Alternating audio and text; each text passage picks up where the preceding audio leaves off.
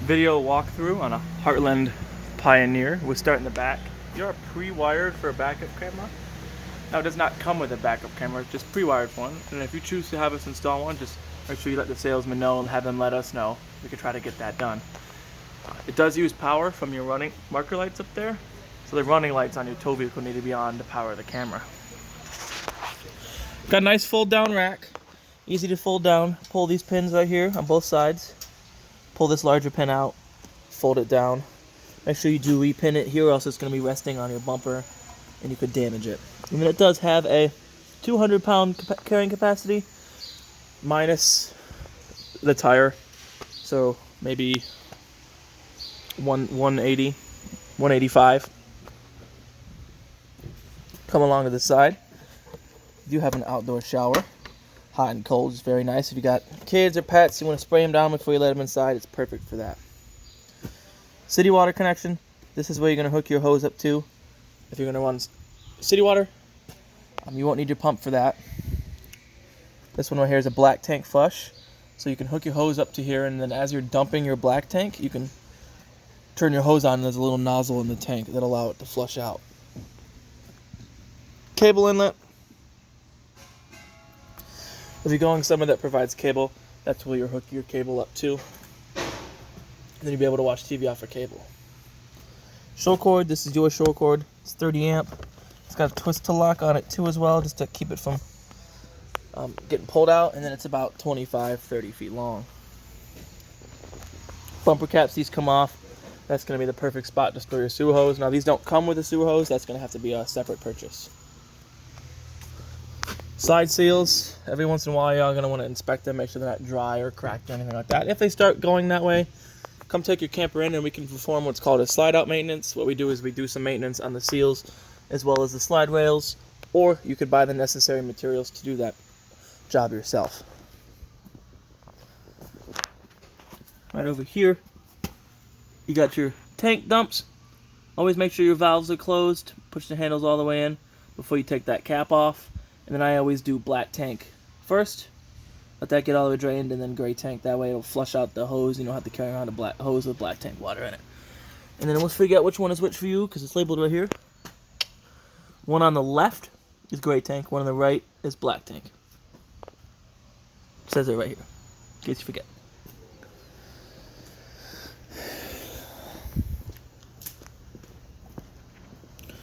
Move to the front, nice pass-through storage. Got some cranks. You can see this crank right here with that shape end on it. That is the backup for your stabilizer jacks right there. The other one will be a manual backup for your slide as well as your tongue jack.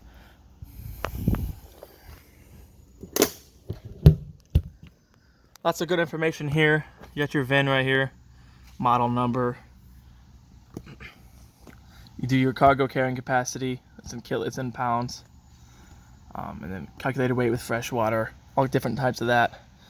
But this is one of the most important numbers right here, 65 PSI. Always make sure your tires are at that tire pressure. Don't go what's printed off the tires, go off of this sticker right here. Because if you're too low or too high, you might risk blowing a tire. And if you blow a tire on these, all that J-wrap, which is that black metal below here, ends up getting shredded by your tire. So that's very important, is to keep regularly checking your tire pressure. Got your battery right here, Group 24 RV marine grade battery. Definitely recommend taking it out in the winter, storing it somewhere warmer than being outside all day long. And then if it's going to be a long time between trips, a couple weeks, I definitely recommend just disconnecting the negative lead off of your battery. Lift this up. You got dual 20-pound cylinders. They are filled, so you don't have to worry about getting them filled. You got an automatic changeover regulator here with a supply select, so you can see right here where it says supply. Let's see if we can't focus. It's pointing to this tank right here. It's going to pull from this tank first. If this tank were to be on and this tank were to get emptied, it'll switch to pulling from this tank. A little diaphragm in here, and it'll switch automatically to pulling from this tank. However, this doesn't rotate by itself, indicating it has switched what tank it's pulling from. So keep that in the back of your mind. And then some people have it in the middle like that, thinking, oh, it's going to pull from both tanks equally, I won't have to worry. No, it doesn't work that way. It's one or the other.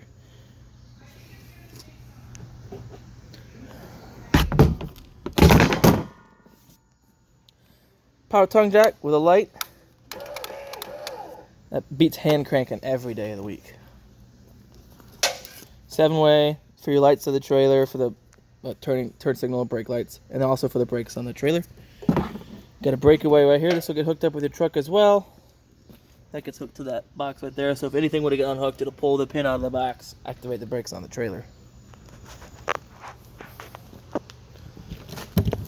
Other side of that storage. Right over here, you got your stabilizer jacks. These are the front ones. We'll just demonstrate the front ones. The rear ones work exactly the same. Once one touches, gets flat, the other one will go.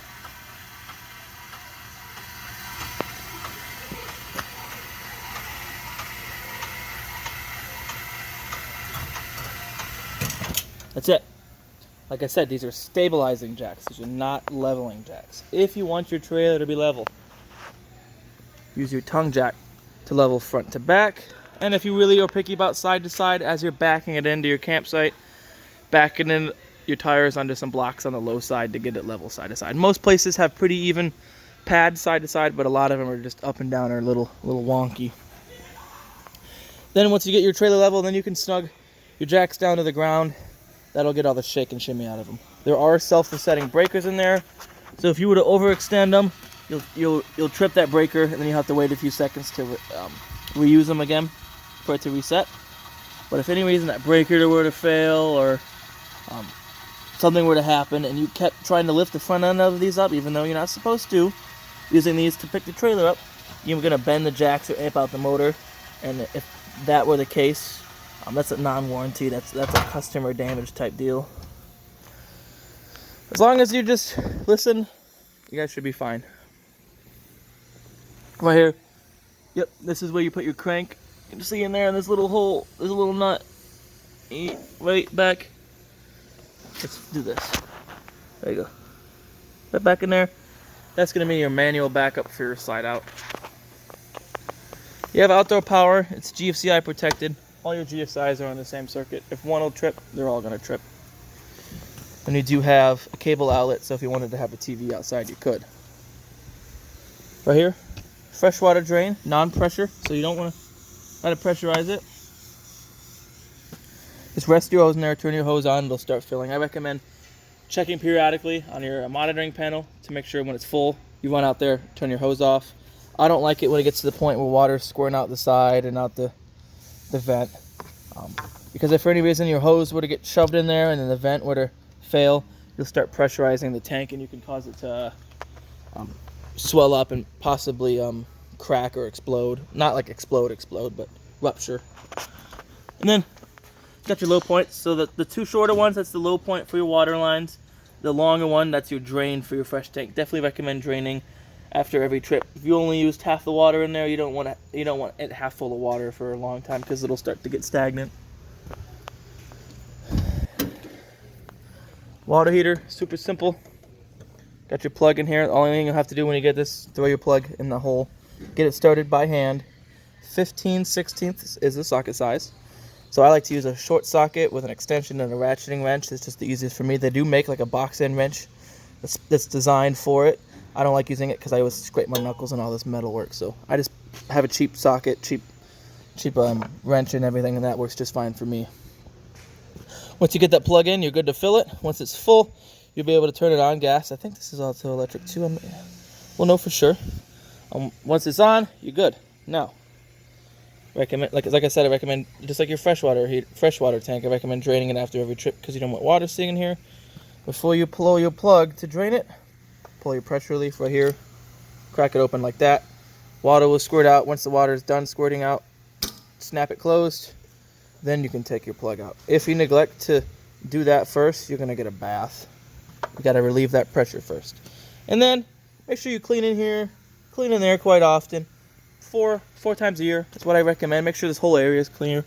Because if for any reason some debris were to catch fire in here and that flame were to lick up and touch this right here, water heater won't turn on until that gets repaired. That's just a safety feature. Right above that, exterior range vent. Just make sure you pop this open when you're going to use your range. fan, pop it closed when you're traveling, and I like to make sure I close mine overnight so I don't get like insects crawling in there. Fridge vent.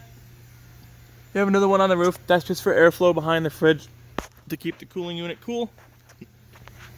I clean up in here every once in a while, and then a couple times a year I take this whole panel off and clean back there as well. Furnace, just another appliance you got to keep clean. Clean it in here. It does get hot, obviously. I don't lean anything near it when it's running. And then I clean in there quite often. I look for spider webs, bees nests, mud daubers. They do make screens you can put on there, which is nice. Keeps road debris and insects from building nests in there. Coming along, big outdoor kitchen, power stabilizer jacks. The back ones work the exact same way as the front ones.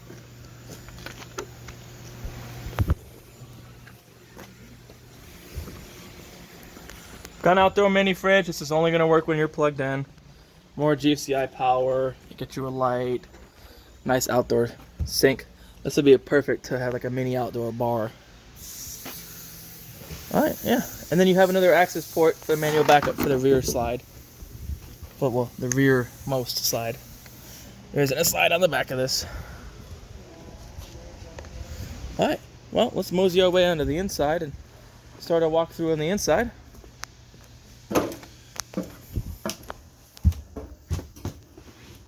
So we'll start here. Got some light switches. One on the far, one on the left. We'll do your main row of lights in here. One on the right, we'll do your awning lights. Got your controls for your slide out in here. Your other control for your other slide out is over there. And you have your controls for your awning right here.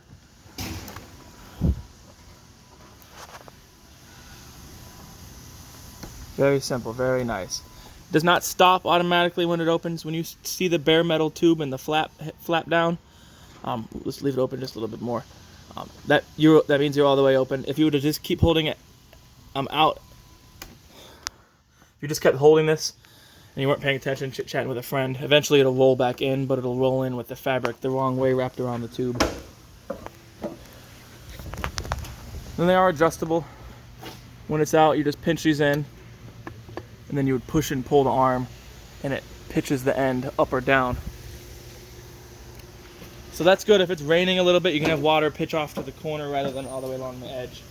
I do, however, definitely recommend keeping out for heavy rains, big storms. If it starts storming out, roll your awning back in. You don't want the gust of wind to rip it off.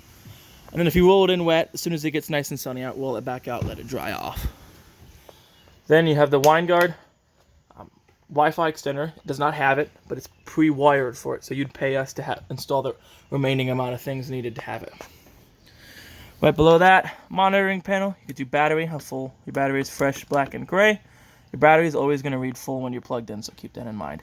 Then you have controls for your water pump, water heater on gas, water heater on electric. You can run them both at once.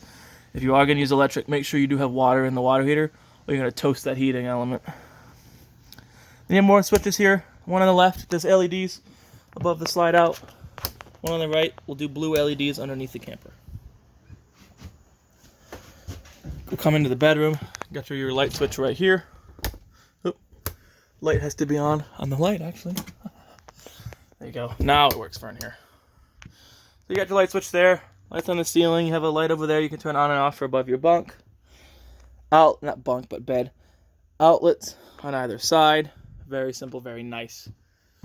These doors, when you want to use them, unlatch them like this and just slide them. They don't really lock closed. However, do make sure you lock these like this when you transport this unit. You don't want these doors sliding and slamming into the wall. You might end up with a square-shaped dent in the wall. And then you do have some storage up under your bed. Come along to the other side. Similar deal over here. This is that where the pre-wiring for that Wi-Fi extender is. Over here, spot to have a TV in here. This is where you hook it up through your coax. If you're going to use the cable, make sure this is off if you can use your antenna. Turn that on. That's just your booster for your antenna. Got a radio. It's a very simple radio. Hit your power button right there. If you hit band, it'll cycle through band. Your AMs and FMs. If you hit mute, it'll mute it. But if you hold band, it turns zone 1 off. So now it's just outside speakers. Let's turn zone 1 back on, and you can turn zone 2 off. Now it's just inside speakers. So you can get how that could be useful if someone's taking a nap inside, but you still want to listen to music outside. Then you do have, this is how you skip through your channels. You cycle through your modes here. Auxiliary in, Bluetooth. You'd look for the Xera, that model number on your phone, and pair your phone to it. Then you do have USB, that's just for charging. An auxiliary, you can have it set to play music from your phone via an auxiliary cord. Then below that, 2 more USB ports for charging. This couch right here turns into a bed. Just grab underneath, lift up. You do have storage underneath, lift up. Let it lay flat. Nice bed for at least probably 1 person, maybe 2 smaller children. And then if I'm right, this does, yep. The middle portion folds down. You do have lights and then USB ports. And the cup holders. Coming over here, I want to make sure this is in here. Yep, this little booklet's going to have all your manuals for everything in it. Whether it be the manual for the fridge, for the microwave, anything that was installed in here should have the manual here. And there's usually a main manual for this unit. It's very broad. It'll probably cover all Heartland products. Definitely encourage you just to kind of read through it a little bit when you guys get home. Microwave. This is like a regular household microwave. It's only going to work when you're plugged in. If you're not plugged in, microwave won't work. Light, fan. If you are going to use this fan, make sure you do have that exterior vent open. Folding glass cooktop. I like these because it gives you more counter space when you're not actually cooking. Super simple to use. You just turn this to light. You can do it in all and twist to light it. We're probably going to use all the gas in the lines. And there it goes. Now that's not all the gas, just what was in the lines. Then you can do all the rest of them the same way. Your oven's different. Turn your oven to pilot. See that right there? Push and hold this. As you're pushing and holding that, there is a pilot in there. You can see that right there. You're going to have to light. And it does not work off of the sparker. So you need like a barbecue lighter or a match to get that pilot lit. Once the pilot is lit, you can then turn it to whatever temperature you want. And you're good to go. Now, if you're going to cook again in a few hours, you don't feel like relighting that pilot again. When you turn it off, if you turn it off, the pilot on shuts the burners off, but it leaves the pilot on. I do recommend, though, turning it completely off when you go to bed, or if you're going to walk away from your camper for a little bit. Refrigerator, super simple, on or off, auto or gas. So that's on. I always like to turn it off when I leave because it'll try to light on gas when I unplug it. Auto is going to default to 110. That's what I recommend just using. If you were to lose power anyway, it'll switch to running off of propane. If you did have 12-volt power, if you have your battery unhooked and you unplug this, it's not going to work at all. If you had it at the campground and the campground will lose power over the weekend and you have food in there, it'll switch to propane to help keep what's in there still running. And they actually do run for quite a while on propane. Unlike your fridge at home, these do take about 10 to 12 hours, depending on 8 to 10 to 12, anywhere in that range, that many hours to get to operating temperature. So keep that in mind. Table turns into a bed. All you gotta do is pop them legs off, rest the table on these little shelves right here, play puzzle with the back cushions to create the platform to fill in the gap. Slide out controls for this slide out right here. Let's get these lights on so you can kind of see. Then you have your thermostat. Thermostat's super simple. Tap it, turn it on. It'll ask what fan mode you want, auto, high, or low. Auto is gonna cycle on and off at the set temperature. So if you had it set to 65, once the AC hits 65, it'll turn itself off. And then as it starts warming back up in here, it'll cycle back on to help regulate that 65. If you just had it on high or low, it's just going to hit 65 and keep going. And the reason I don't recommend that is because if it's hot, super hot out, really humid, your AC will freeze up and eventually it'll shut itself off. Then you'll have to wait for it to thaw to turn back on again. Having on auto helps prevent that. Tap it again, you'll be cool. Tap it again, you're on furnace. Your furnace goes all the way to 90. Your AC goes all the way down to 55. Last little piece of advice for this: if you hit up and down accidentally, it does switch it to Celsius. All you gotta do is hit up and down again to bring it back to Fahrenheit. unless you like reading it in Celsius. Got your back bunk area right here. This does fold up. It doesn't matter which way you transport it, up or down. They do lock here and over there. Got these dual couches. Got cup holders built in the back of the cushions, but you can put those in the middle to create another bed to sleep on, so you can sleep 4 back here, bunk here, bunk here. Fold out ladder, just lift up, slide it out. Do make sure before you close your slide out that you put your ladder away. Then you have storage back there. Spot for a TV in here, coax and power.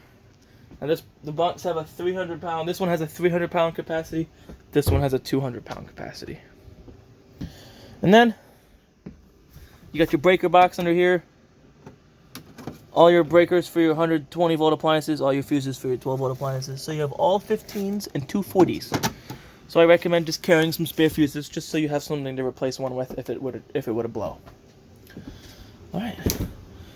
Last little bit of remaining. The bathroom. Yep. Right over here. Light switch on the right. Oh. See, if you turn the lights off on the actual lights itself, the light switch doesn't work. So light switch in here. The one on the right is for your fan. You can crank it up here. Definitely recommend running that when you take a hot shower, or if you had Mexican the night before.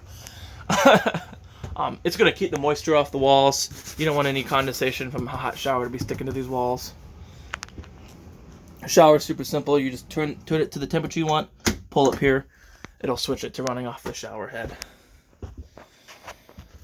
Settable GFCI. This is the GFCI. You come in and hit the reset button, and if any of the GFCI outlets were to trip, and they're labeled GFCI, so if you plug something into the outlet and you can't figure out why it doesn't work, come in here. Most likely, it's tripped the reset. All right. Well, that's the bathroom. Rear bedroom door works exactly the same as the front ones. Make sure you latch it when you are when you are transporting this camper. All right, a few more things safety appliance wise. Right down here, you have a propane and carbon monoxide gas alarm. That's hardwired to the 12-volt system, so there's no batteries you have to worry about changing. Except if the 12-volt battery up front, the one I was showing you, were to start dying, that'll start giving low voltage chirps saying it doesn't have enough voltage to operate. If that were the case, plug the camper in, let that battery get charged up, and then you'll be good. Smoke alarm right here uses the standard 9-volt battery, same as your smoke alarm at home. Starts giving you those chirps. We're throwing new 9-volt in it. Now that smoke alarm, LP alarm, and fire extinguisher all have a 10-year lifespan. So in 10 years, 2030, they expire. Whether you've ever used your fire extinguisher, whether your smoke alarm's never gone off, replace them. Just peace of mind so you know they'll work when you need them to. Alrighty then. Well, I hope you folks found this video informative. Hope you guys really enjoy this camper. I really do like these models. Get lots of good use out of it, and goodbye.